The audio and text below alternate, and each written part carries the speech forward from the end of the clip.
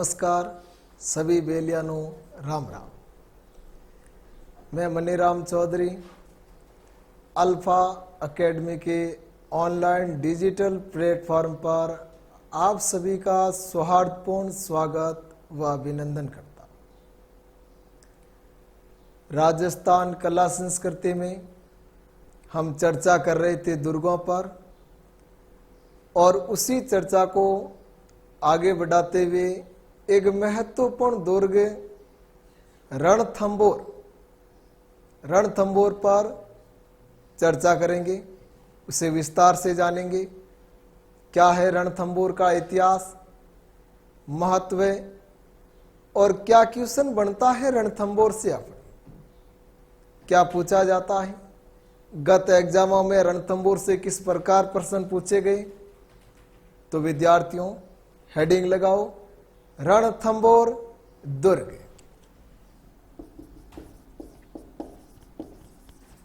रणथंभौर दुर्ग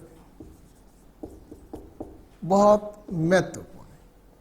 अगर गत एग्जाम्स की बात की जाए, अगर आप तुरंत के पेपर लियो तो चाहे पटवार 2016, सेकंड ग्रेड 2017, कांस्टेबल 14, इनके अलावा 18 भर्ती, पुराने बहुत सारे पेपर में आपको ऐसे सैकड़ों उदाहरण दे सकता हूं कि जिनसे जो पेपर देके जाए उन पेपर में किसके बारे में, रणथंभौर के बारे में कोई न कोई बात पूछी जाती है। अगर कुछ पिछले क्वेश्चन का मैं आपको उदाहरण दूं तो सेकंड ग्रेड 1 मई 2017, 24 अप्रैल 2017, दो पेपर में, दोनों में रणथंभौर से, दोनों पेपर में एक एक क्वेश्चन था। एक में था कि रणथंभौर साके से, दोनों क्वेश्चन साके से थे कि रणथंभौर साका या अलाउद्दीन खिलजी ने रणथंभौर जीतने के बाद किसे सौंपा। और दूसरा क्वेश्चन था कि रणथंभौर संघर्ष में अलाउद्दीन खिलजी का कौन सा सेनापति मारा गया। इनसे पहले के देखें तो रणथंभौर साके का उल्लेख कहां मिलता है, केसरिया किसने किया, जोहर किसने किया, दुर्ग किस श्रेणी का किला है, विशेषता कौन सी है, या किले के विशेष दर्शनीय स्थल कौन से हैं, किस कौन कौन सी बात विशिष्ट है। तो चलो आगे बढ़ाते हैं। रणथंभौर, सबसे पहले हम रणथंभौर की विशेषता की बात करें तो रणथंभौर एरण, वन और गिरिदुर्ग तीनों की विशेषता रखता है। एरण, वन व गिरिदुर्ग। लेकिन सबसे महत्वपूर्ण विशेषता में कौन सी हो गई, एरण, यानी जो रणथंभौर किला है, रणथंभौर दुर्ग तक पहुंचने का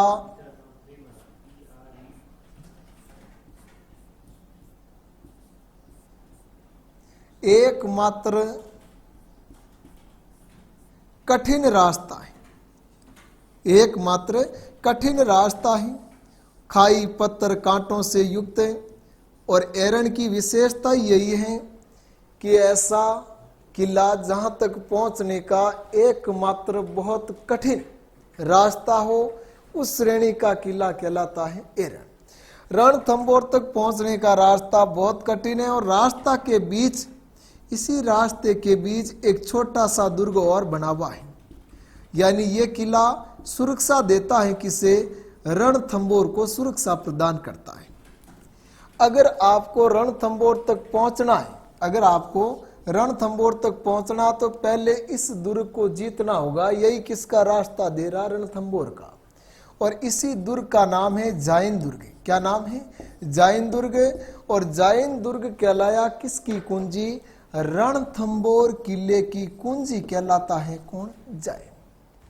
विशेषता की बात आए, मतलब किला एरण दुर्ग, वन दुर्ग तो आपने भूगोल में पढ़ा ही होगा। अरे अपने राजस्थान का जो प्रथम राष्ट्रीय उद्यान है वो कौन सा है, रणथंभौर राष्ट्रीय उद्यान 1980। जब उद्यान है वन से तर है और वन में बना हुआ किला क्या कहलाया? वन दुर्ग। गिरी यानी पहाड़ी पर, और कौन सी पहाड़ी पर बना हुआ है? रणथंबोर दुर्ग थंबोर पहाड़ी पर बना हुआ है। पहाड़ी का नाम क्या है? थंबोर। किस पहाड़ी पर बना हुआ है? थंबोर पहाड़ी पर। अगर रणथंबोर का वास्तविक नाम देखें तो रणथंबोर का वास्तविक नाम या वास्तविक अर्थ है रणथपुर। क्या नाम है? रणथपुर या रणतपुर। और रणतपुर का अर्थ क्या है? रणतपुर का अर्थ है रण की घाटी में स्थित नगर। रण की घाटी में स्थित नगर रणथंबोर। रणथंबोर शब्द बना है रणथपुर से, और रणथपुर या रणतपुर का अर्थ क्या है? रण की घाटी में स्थित नगर। रणथंबोर दुर्ग की विशेषता एरण दुर्ग, वन दुर्ग व गिरी, लेकिन फिर भी पूछे तो सबसे महत्वपूर्ण कौन सी है? एरण दुर्ग। किला किस पहाड़ी पर बना हुआ है? थंबोर। और रणथंबोर की कुंजी किसे कहते हैं? जाइन दुर्ग को। देखो, किले की विशेषता की बात आए तो इतिहासकार कहते हैं कि इस दुर्ग के ऊपर से दुश्मन को आसानी से देखा जा सकता है, लेकिन दुश्मन अगर दुर्ग के नजदीक से भी गुजर जाए तो उसे पता नहीं चलता कि यहां पर कोई ऐसा विशिष्ट गढ़ बना हुआ हो। तो ये ऐसा क्या कारण था कि दुर्ग से तो आसानी से दुश्मनों का पता चल जाता, लेकिन दुश्मन आसानी से इस दुर्ग को नहीं देख पाते। तो देखो, इस किला जो बना हुआ इसके चारों ओर क्या है? पहाड़ियां हैं। किला चारों ओर पहाड़ियों से घिरा हुआ है। यह दुर्ग चारों ओर पहाड़ियों से बंद है। अरे तभी तो कहा था अबुल फजल ने रणथंबोर के बारे में कहा था कि यही दुर्ग बख्तर बंद है, बाकी सभी नंगे। मैंने यही दुर्ग बख्तर बंद देखा, बाकी देखे नंगे। मतलब उपमा। उपमा का मतलब होता है तुलना करना। और इस किले के बारे में उपमा देने वाले 3 व्यक्ति हैं। एक तो है अबुल फजल। कौन है? अबुल फजल नागौर का था, अकबर के 9 रत्नों में एक था। एक आता है अमीर खुसरो। अमीर खुसरो ने इसके बारे में टिप्पणी कब की वो भी अभी बताएंगे।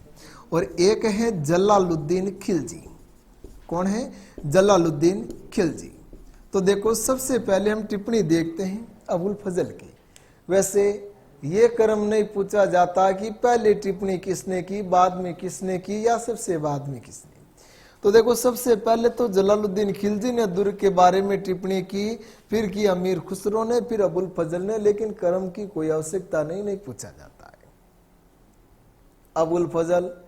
जब अबुल फजल इस दुर्ग को देखने के लिए आया और इसकी भौगोलिक स्थिति यानी चारों ओर पहाड़ियों से घिरा हुआ बंद, और यही देखकर अबुल फजल ने कह दिया कि यही दुर्ग बख्तर बंद है, बाकी सभी नंगे।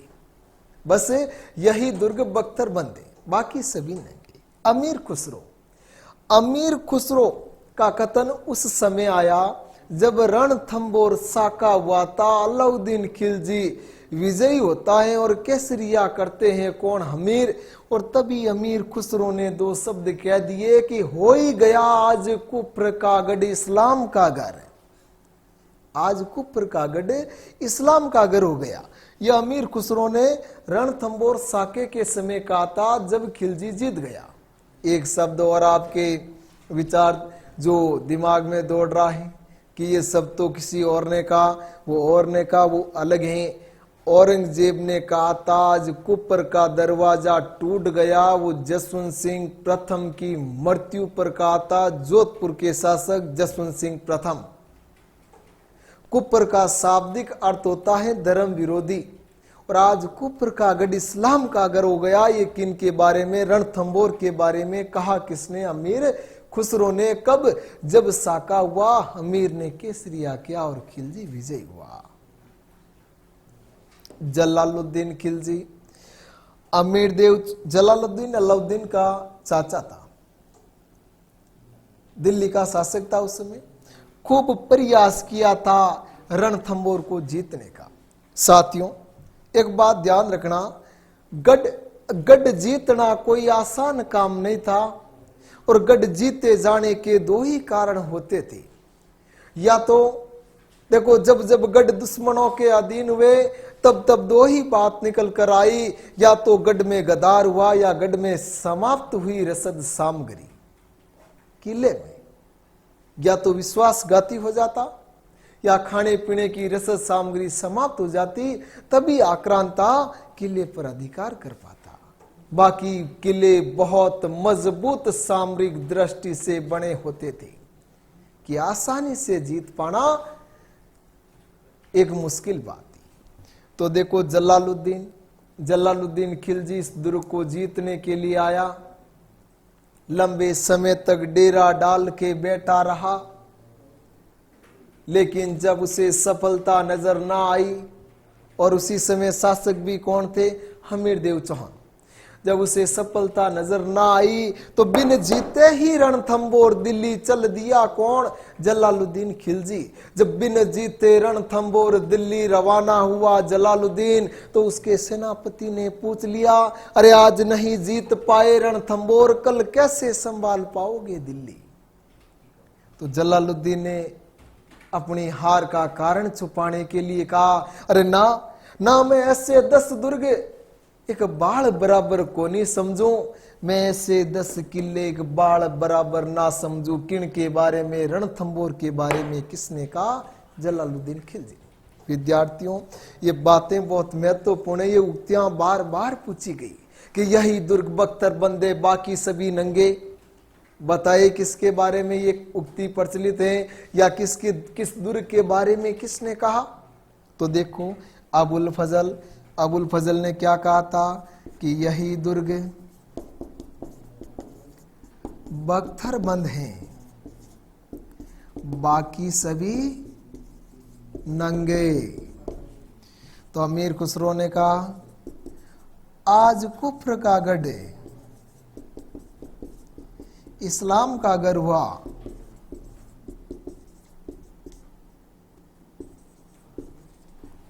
जलालुद्दीन खिलजी ने कहा, मैं ऐसे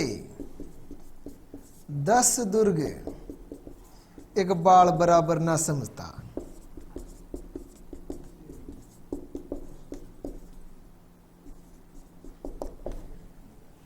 ये तो है उपमा, और उपनाम की बात आए तो रणथंबोर दुर्ग का उपनाम, रणथंबोर को कहते हैं दुर्गा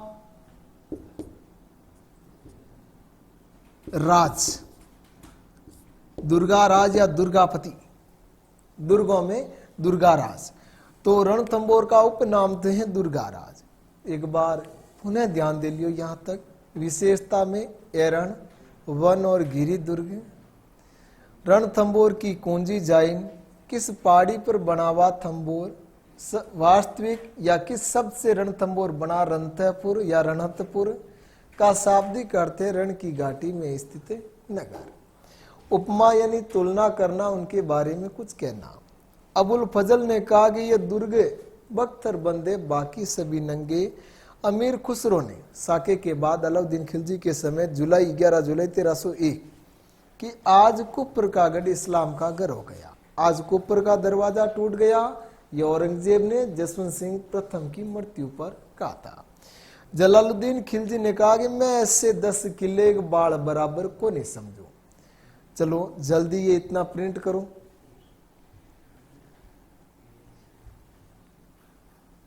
नेक्स्ट, अब देखो दूसरी बात, जब रणथंबोर की आए तो एक तो आती है इसके निर्माण को लेकर बात, लेकिन विद्यार्थियों एक बात ध्यान रखना है कि रणथंबोर दुर्ग के निर्माण के बारे में इतिहासकार एक मत नहीं है, अलग अलग मत है। रणथंबोर के निर्माण की बात आए तो कुछ इतिहासकारों का मत है कि दुर्ग का निर्माण जाटों द्वारा किया गया। रणथंबोर दुर्ग का निर्माण किसने कराया? जाटों ने। कुछ इतिहासकार कह रहे हैं कि नहीं, अजमेर के चौहानों ने कराया।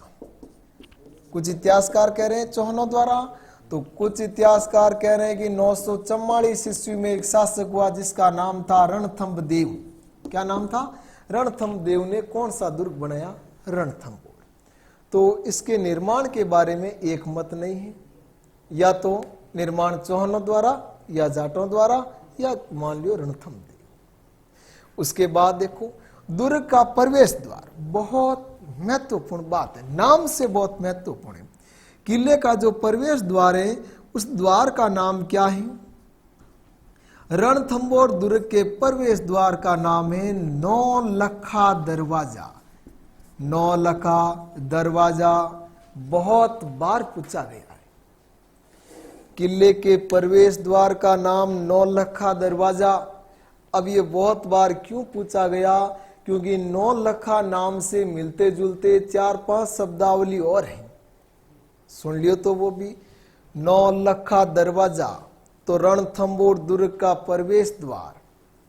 नौलखा बावड़ी डूंगरपुर में, नौलखा झील बूंदी में, नौलखा बाग वैर भरतपुर में, नौलखा किला झालावाड़ में, नौलखा महल उदयपुर में, नौलखा सभ्यता स्थल बीकानेर, नौलखा बुर्ज चित्तौड़गढ़, नौलखा भंडार चित्तौड़गढ़, नौलखा शहर कहते हैं लखनऊ को।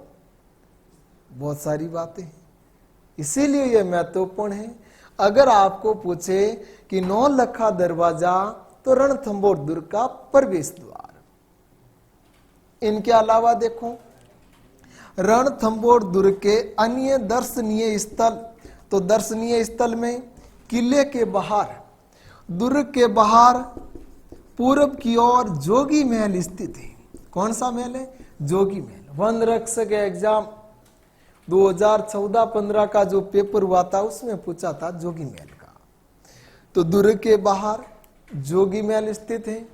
लेकिन अगर आपको पूछ ले कि कनफटे जोगी किस मेले की पहचान है, तो ब्रतरी मेला अलवर। इनके अलावा देखो दुर्ग के भीतर या रणथंभौर दुर्ग का अति महत्वपूर्ण बहुत प्रसिद्ध एक भगवान गणेश जी का मंदिर है। और यहाँ भगवान गणेश जी की जो प्रतिमा है वो सबसे निराली है, सबसे अलग है, सबसे विशिष्ट है। और वो प्रतिमा जहां भगवान गणेश जी के कितने नेत्र हैं? त्रिनेत्र। तो भगवान गणेश जी का त्रिनेत्र गणेश मंदिर कहां पर है? रणथंभौर। साथ में ध्यान रखना, राजस्थान में गणेश चतुर्थी का जो प्रसिद्ध मेला बढ़ता वो कहां पर बढ़ता है? त्रिनेत्र गणेश रणथंभौर। देखो विद्यार्थियों, त्रिनेत्र गणेश तो रणथंभौर, लेकिन खड़े गणेश की मूर्ति, खड़े खड़े गणेश का कोटा और किलकिला गणेश सिरोही के प्रसिद्ध है। नाचते हुए भगवान गणेश जी की प्रतिमा जगत उदयपुर। चुंगी तीर्थ गणेश जैसलमेर। और गणेश चतुर्थी कब आती है? भाद्रपद शुक्ल चतुर्थी। लेकिन एक और विशिष्ट प्रतिमा है गणेश जी की कि गणेश जी चूहे पर सवार ना होकर सिंह पर सवार है। सिंह पर सवार गणेश यानी हेरंब गणपति बीकानेर। गणेश चतुर्थी महोत्सव भारत में कहां का प्रसिद्ध है? महाराष्ट्र। और शुरुआत किसने की? लोकमान्य बाल गंगाधर तिलक साहब ने। और एक गणेश शंकर विद्यार्थी कानपुर से प्रताप समाचार पत्र निकाला था। राजस्थान इतिहास में भी प्रताप का उल्लेख मिलता है इस समाचार पत्र का कि बिजोलिया किसान आंदोलन को पूरे भारत में चर्चित किया था किस समाचार पत्र ने? प्रताप ने। चलो देखो, यानी दर्शनीय स्थल में प्रसिद्ध गणेश मंदिर त्रिनेत्र गणेश। इनके अलावा बाहर जोगी महल। और देखें 32 खंबा छतरी। कितने खंबा की? 32 खंबा। विद्यार्थियों, इसी छतरी को कहते हैं न्याय की छतरी। क्या कहते हैं? न्याय की छतरी। ये 32 खंबा छतरी हमीर देव चौहान ने अपने पिता पिता का नाम जैत सिंह था, अमीर की माता का नाम हीरा देवी था, पत्नी का नाम रंगदे था, पुत्री का नाम देवर देवी। 32 खंबा छतरी हमीरदेव चौहान ने अपने पिता जैत सिंह की स्मृति में बनाई। लेकिन साथ में एक बात और याद रखना, एक 32 खंबा छतरी और है मांडल भीलवाड़ा जगन्नाथ कछावा की। एक 32 खंबा छतरी जोधपुर में भी है सूरज कंवरी की। और अनुच्छेद 32 तो संवैधानिक उपचारों का अधिकार, जिसे BR अम्बेडकर ने संविधान की आत्मा कहा। 1832 में राजस्थान में AGG पद स्थापित हुआ। प्रथम AGG mister Locket. 1932 Gandhi Poona pact. किले के भीतर 32 खंबा की छतरी है, जिसे न्याय की छतरी कहते हैं। इनके अलावा तालाब में आपके रनीहड़ तालाब, कौन सा तालाब है? रनीहड़ तालाब या रनीहड़ जलाशय। किले के भीतर एक गुप्त गंगा नाम से भी प्रसिद्ध जलधारा है। और दुर्ग के भीतर अगर महलों की बात करें तो सुपारी महल, जोरा बोरा, अमीर के महल, रानी रंगदे के महल, एक बादल महल नाम से भी है। दुर्ग के क्या है? प्रसिद्ध महल है। इनके अलावा यहाँ पर सिक्के डालने की टकसाल भी, जो अकबर ने स्थापित कराई थी। कहाँ पर? रणथंभौर दुर्ग में। तो ये तो दुर्ग के क्या दर्शनीय स्थल। देखो एक बार पुनः नजर डालो। निर्माण में अलग अलग मत हैं। कुछ कह रहे हैं इतिहासकार की निर्माण जाटों द्वारा किया गया, तो कुछ चौहानों द्वारा, तो कुछ कह रहे हैं कि यहाँ एक व्यक्ति वातावरण थम दे। दुर्ग के प्रवेश द्वार का नाम क्या है? नौलखा दरवाजा। किले के बाहर पूर्व की ओर जोगी महल स्थित है। मंदिर भगवान गणेश जी का त्रिनेत्र गणेश प्रसिद्ध मंदिर है। 32 खंबा की छतरी जो न्याय की छतरी कहलाती है, हमीरदेव चौहान के पिता जैत सिंह की बनवाई किसने? हमीर ने। देखो जलाशय में रनीहड़ तालाब और महलों में सुपारी महल, जोरा बोरा, हमीर के महल, बादल महल वगैरह वगैरह। जल्दी प्रिंट करो।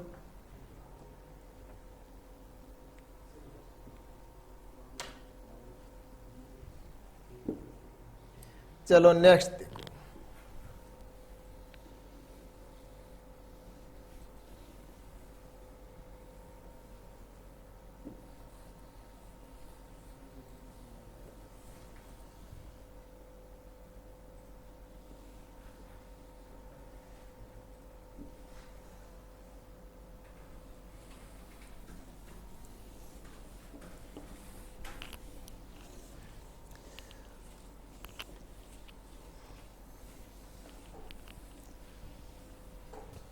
और रणथंभौर किला किस जिले में? ये तो आपको पता ही होगा, सवाई माधोपुर।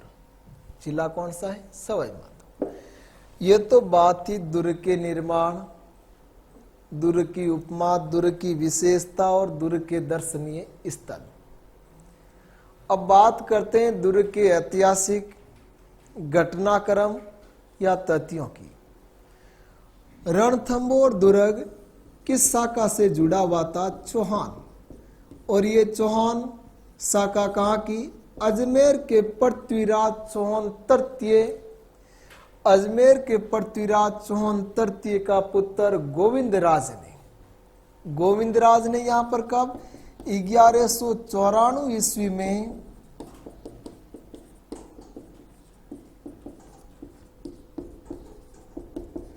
गोविंदराज चौहान ने यहाँ पर चौहान शाखा स्थापित की।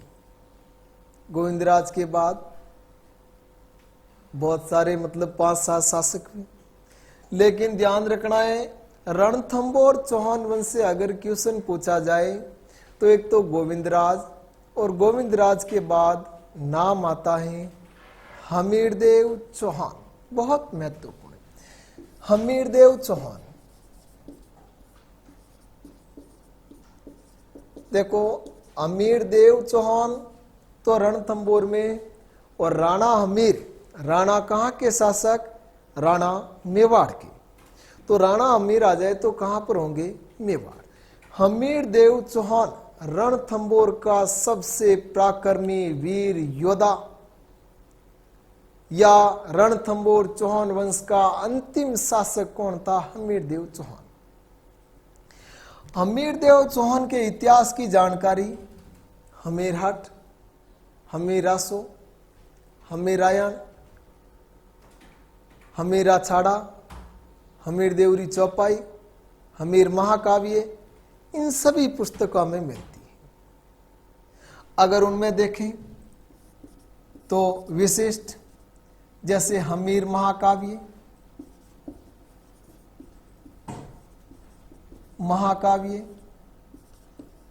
हमीर हट, हमीरासो,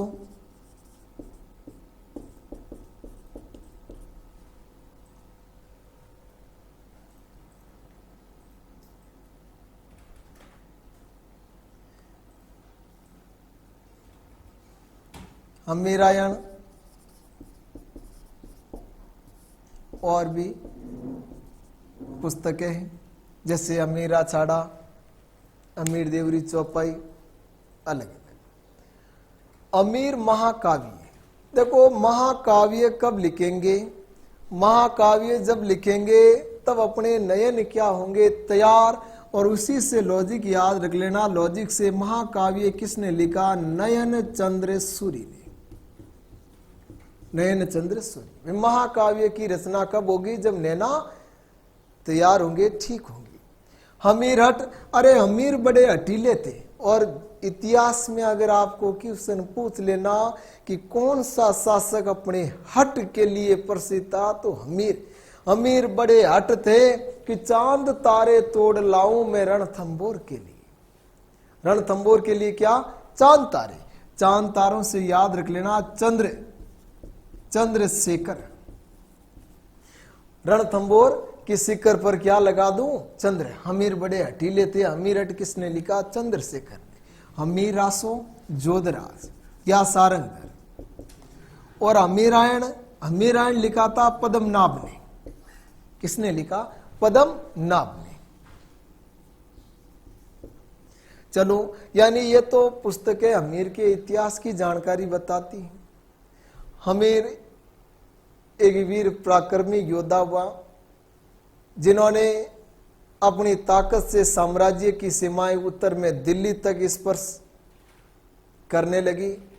हमीर ने अपने शासनकाल में मेवाड़ पर भी चढ़ाई की थी, समर सिंह के समय। तो हमीर के समय दिल्ली का सुल्तान, जो मैंने आपको बताया था उपमा में कि जलालुद्दीन खिलजी, पराजित होकर वापस लौटा था। और हमीर ने अपनी ताकत को साबित करने के लिए यज्ञ भी किया था। छोटा सा यज्ञ, उसका नाम था 9 कोटि। 9 कोटि या कोटयजन, 9 कोटि या कोटयजन यज्ञ किया। और अमीर को यह यज्ञ किसने कराया था? विश्वरूप ने। पंडित विश्वरूप ने यह यज्ञ संपन्न कराया था। मतलब सबसे महान शासक कौन हुआ? रणथंभौर का हमीर देव चौहान। और हमीर देव चौहान के समय ही रणथंभौर में क्या हुआ? साका। रणथंभौर साका बहुत महत्वपूर्ण है। कब हुआ? 11 जुलाई 1301। हमीर देव चौहान पर अलाउद्दीन खिलजी ने आक्रमण किया।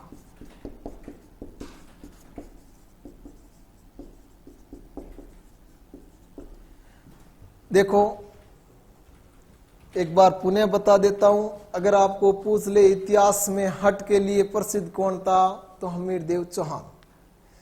और हमीरहट में एक बहुत चर्चित दोहा भी लिखा हुआ है हमीर देव के बारे में कि सिंह सुवन सतपुरुष वचन कदलन फलन एक बार तिरिया तेल हमीरहट चढ़े कोनी दूजी बार। सिंह सुवन सतपुरुष वचन कदलन फलन एक बार तिरिया तेल हमीरा हट चढ़े कोनी दूजी बार। हमीर का हट बाढ़ हट के समान था, एक बार हट कर लिया तो वो अपनी बात पूरी करता था। देखो दोहे का विस्तार ऐसी है, सोन मतलब शेर एक ही बार अपने बच्चों को जन्म देता है। सतपुरुष सदवाणी एक ही बार स्पष्ट रूप से बोल दी जाती या बोली जाती। कदलन केले में एक ही बार बीज या फलता है, फल प्राप्त होता है। बीज का एक ही बार अंकुरण होता है। तिरिया तेल विवाह से पहले लड़की का तेल चढ़ाया जाता, शादी का वो एक ही बार चढ़ता और फिर शादी क्या फिक्स पक्की हो जाती है। और अमीरा हट चढ़े ना दूसरी बार, अमीर ने एक बार हट कर लिया तो वो पूरा करता था, ऐसा नहीं कि दूसरी बार।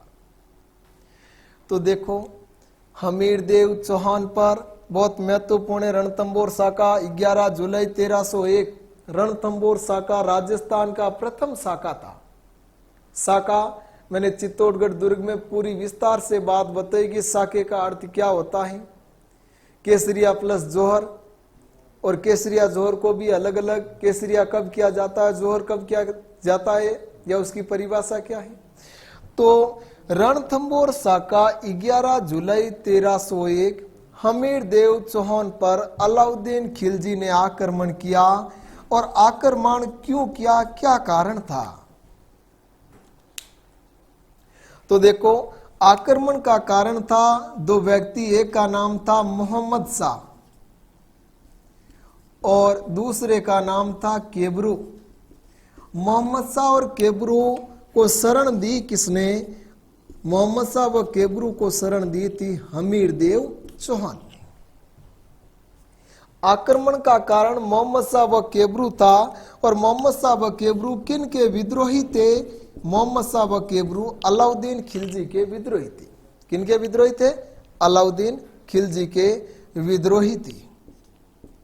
और अलाउद्दीन खिलजी के विद्रोही को शरण किसने दी, हमीर।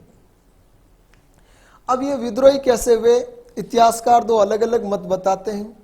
कुछ कहते हैं कि गुजरात अभियान से जब अलाउद्दीन खिलजी की सेना लौट रही थी तो जालोर के पास धन बंटवारे को लेकर विवाद हुआ और मोहम्मद शाह व केबरू ज्यादा धन हड़प कर कहां चले गए, रणथंभौर हमीर की शरण में। लेकिन कुछ इतिहासकारों का अलग मत है। कुछ इतिहास कह रहे नहीं, ऐसा नहीं हुआ था। अलाउद्दीन खिलजी की पत्नी का नाम था चिमना। क्या नाम था, चिमना। जलालुद्दीन की पुत्री थी चिमना। अलाउद्दीन खिलजी की पत्नी का नाम था चिमना। और चिमना और मोहम्मद शाह चोरी चोरी चुपके चुपके इश्क लड़ाने लगे। यानी चिमना और मोहम्मद शाह में क्या हो गया, प्रेम हो गया। चोरी चोरी चुपके चुपके। अब ये बात पता चली किसे, अलाउद्दीन खिलजी को। तो खिलजी ने बुलाया किसे, मोहम्मद शाह को। यो क्या करियो, मोहम्मद शाह चिमनी को फूंक मार दी। यानी तूने चिमना के दिल में जगह बना ली, यो मत कर, चिमना के दिल से निकल दिया। मोहम्मद शाह ने कहा नहीं, प्रेम क्या है, कोई गुड्डे गुड्डी का खेल थोड़ी है। रहना मतलब अब तो सारे जीवन चिमना के संग ही रहना और चिमना के बिना तो कुंवारा ही मर जाना। अब जैसे ये बात सुनी तो कहते हैं कि खिलजी ने चढ़ाई कर दी किन पर, मोहम्मद शाह पर। और मोहम्मद शाह सहयोगी कौन था, केबरू भाकर किन की शरण में आ गया, हमीर की शरण। क्वेश्चन यहाँ पर यही याद रखना है कि हमीर पर आक्रमण का कारण कौन थे, मोहम्मद शाह व केबरू थे। और जब ये हमीर की शरण में आए तो अलाउद्दीन खिलजी ने कहते हैं कि हमीर को संदेश भेजा कि मोहम्मद शाह और केबरू को मुझे सौंप दी, लेकिन शरणागतम रक्षम सनातन धर्म, शरण में आए हुए की रक्षा करना ही सनातन धर्म है। तो शरणागत की रक्षा के तहत हमीर ने सौंपने से मना कर दिया। तो अलाउद्दीन खिलजी ने आक्रमण किया था, कहां पर, रणथंभौर। ये तो था आक्रमण का कारण। अब देखो खिलजी ने 2-3 बार अभियान किए थे। जब खिलजी ने रणथंबोर अभियान के लिए पहली बार सेना भेजी, तब हमीरदेव चौहान ने अपने 2 सेनापतियों को उसका सामना करने के लिए भेजा था। नाम था भीमसेन, धर्मसेन। भीमसेन और धर्मसेन ने कहते हैं कि खिलजी की सेना को इतना चकाया था, बनास नदी से उनका सामना हुआ था, तो कहते हैं कि बहुत पीछे या काफी पीछे खदेड़ दिया था और तुर्क सेना भागने पर मजबूर हो गई। और उस समय जब ये वापस आ रहे थे तो कहते हैं कि धोखे से तुर्क सेना ने पीछे से वार किया और भीमसेन वीर गति प्राप्त हुआ। अमीर ने धर्मसेन से पूछा, तू तो आ गया, भीमसेन के साथ क्या हुआ, तूने धोखा क्या किया? यानी हमीर को धर्मसेन पर अविश्वास हुआ और हमीर ने धर्मसेन को उस समय हटा दिया। उनके जगह 2 नए सेनापति चुने, 2 सेनापति चुने। एक का नाम था रणमल और दूसरे का नाम था रतिपाल। यहां पर ये अमीर द्वारा निर्णय लेना इतिहासकारों ने थोड़ा उनकी भूल मानी। तो देखो, अब पुणे जब खिलजी की सेना आई, कई दिनों तक यानी लगभग 3-4 माह तक दुर्ग को घेरे बैठी रही। जैन तो जीत लिया लेकिन किसे जीत नहीं पाए, रणथंबोर को जीत नहीं पाए। जैसे ही रणथंबोर के निकट बढ़े तो उस समय कहते हैं कि खिलजी का एक सेनापति जिसका नाम था नुसरत खां, और नुसरत खां हमीर की सेना के वार में मारा गया। कौन मारा गया? नुसरत खां मारा गया। तो अब साथ में था कौन? उल्गू। और उल्गू ने मैसेज दिया किसे? अलाउद्दीन खिलजी को, कि सूरत बिगाड़ दी है नुसरत की, और मुझे तो दिन में कुछ, नाम ही ऐसा ही था उल्गू, दिन में कुछ नजर नहीं आता है, इसलिए आप स्वामी जल्दी आओ। यानी अब स्वयं अलाउद्दीन खिलजी सेना लेकर आता है रणथंबोर। रणथंबोर का घेरा डाल दिया। कई दिनों तक खिलजी ने पड़ाव रखा, लेकिन दुर्ग जीतना जब उसे असंभव लगा तो खिलजी ने दूसरी नीति अपनाई, और वो खिलजी की दूसरी नीति थी छल कपट, कूट कूट के भरा था। क्या करना? छल कपट। छल कपट के तहत खिलजी ने संदेश भेजा हमीर को, वाकई हमीर, मैं रणथंबोर की अभेद्यता को कबूल करता हूं, या उसकी ताकत को स्वीकार करता हूं, और मैं चाहता हूं कि संधि करके वापस लौट जाऊं। जब मेरा चाचा नहीं जीत पाया तो शायद मैं भी नहीं जीत पाऊंगा। और संधि के लिए तुम अपने जो भी है आदमी, प्रधानमंत्री, किसी को भेज दियो। तब कहते हैं कि अमीर ने संधि के लिए भेजा था किसे? रणमल को। रणमल की खिलजी से बात हुई तो खिलजी ने रणमल को क्या कहा? खिलजी ने कहा, मैं दुर्ग तो जीतूंगा, बस ये सोच रहा था कि जीतने के बाद ये किला किसे सौंपूं। खिलजी ने उनको उकसाया कि भाई अमीर कोई तुम पर विश्वास थोड़ी करता, जब धर्मसेन भीमसेन पर विश्वास नहीं किया तुम पर थोड़ी करता है। दुर्ग तो मैं जीतूंगा, बस सोच रहा हूं कोई सहयोगी मिल जाए तो किला उसे सौंप दूं। तो रणमल ने कहते हैं कि गद्दारी कर ली, और रणमल आकर रतिपाल को भी अपने साथ मिला देता है और तुर्क सेना के लिए गुप्त प्रवेश द्वार खोल दिया। खिलजी सेना भीतर प्रवेश कर गई। अब आमने सामने की रण हुई। तभी पता चला हमीर को कि ये दोनों ही अपनी वीरता का परचम नहीं दिखा रहे थे, उल्टा मनोबल तोड़ रहे थे। हमीर को पता चला रे क्या गदार उत्पन्न हो गई। हमीर ने केसरिया बाना धारण किया।